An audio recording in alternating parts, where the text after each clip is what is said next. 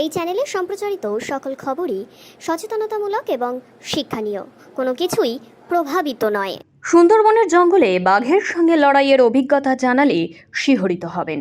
জলে কুমির, ডাঙায় বাঘ, আর এইভাবেই কাটে সুন্দরবনের মানুষের জনজীবন। সুন্দরবনের চিত্র যে বড়ই বিচিত্র তা বলাই বাহুল্য। শুধুমাত্র বারে বারে প্রাকৃতিক দুর্যোগেই সুন্দরবনের মানুষ ক্ষতিগ্রস্ত হয়েছেন। সেই সুন্দরবন এলাকার জঙ্গলজীবী মানুষের প্রধান জীবিকা জঙ্গলের মাছ, কাঁকড়া ধরা।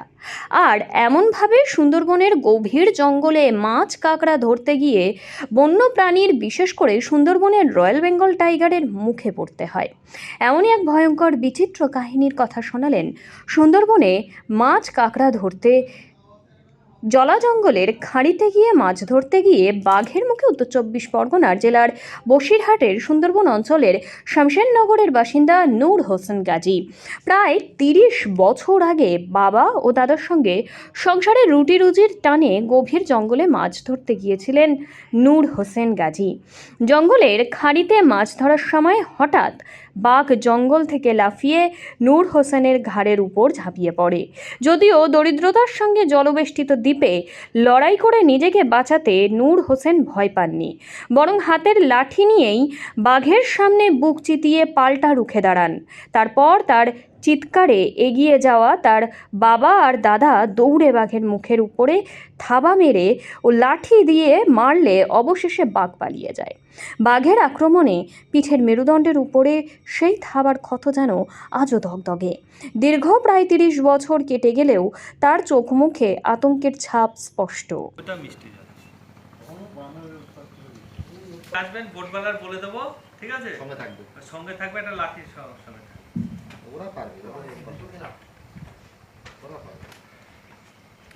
ওই মিষ্টি জলটা দেখি, ওইটা তো হ্যাঁ হরিণের জন্য এটা ওইটা বল, মিষ্টি জল নেই। হ্যাঁ বল, সেই যখন কত টাকা লোকরা আগের একটু ক্লোজ ছবি না, ওদের পয়সা দিয়ে ঢুকেছে। ওই দাদাদের দেখো না, ওদের কোথায় যে পুকুর মিষ্টি জল, এখানে ভারসাম্য বজায় রাখার খুব সমস্যা। একদিকে যেমন খরা চলছে, অন্যদিকে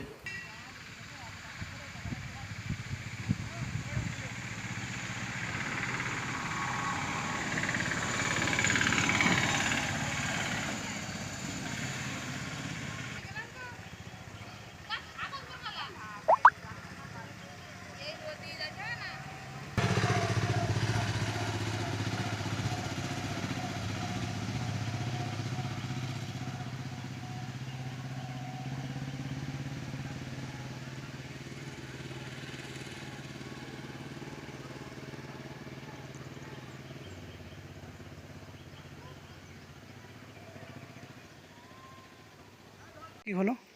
আমরা নিচে নালার ভিতরে কাজ করছিলাম আর মাছ খুঁজছিলাম আমি। আর ওই বাঘ উপর থেকে, আমরা উপরের দিকে খেয়াল ছিল না, উপরে জঙ্গলের ভিতরে বাঘ লুকিয়েছিল। হঠাৎ জাম দিয়ে পড়লো, পড়ে সে বিরাট একটা বিকট মূর্তি নিয়ে আমার গার পরে এসে পড়লে সঙ্গে সঙ্গে দাদা আর বাবা ছুটে গেল, গিয়ে বাঘের গায়ে আঘাত করে আমার দাদা আঘাত করার পরে বাঘ ছেড়ে দেয় আমাকে।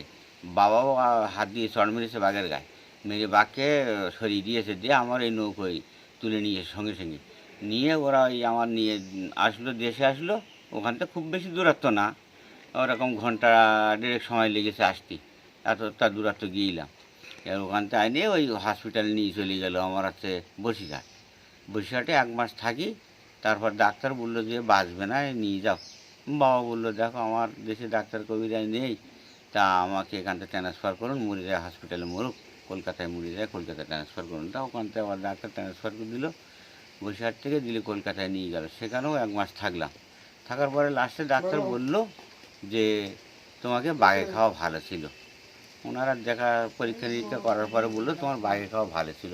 কিন্তু স্যার আমি তো বেঁচে আছি, তা আমাকে এত বড় কথা বলছে, আমি তো মরিনি, বেঁচে আছি। তা বলছে দেখো তোমার বেঁচে থাকাই সার্থক, তুমি যতদিন মরবা না, বেঁচে থাকবা, তা তোমার বেঁচে থাকাই সার্থক।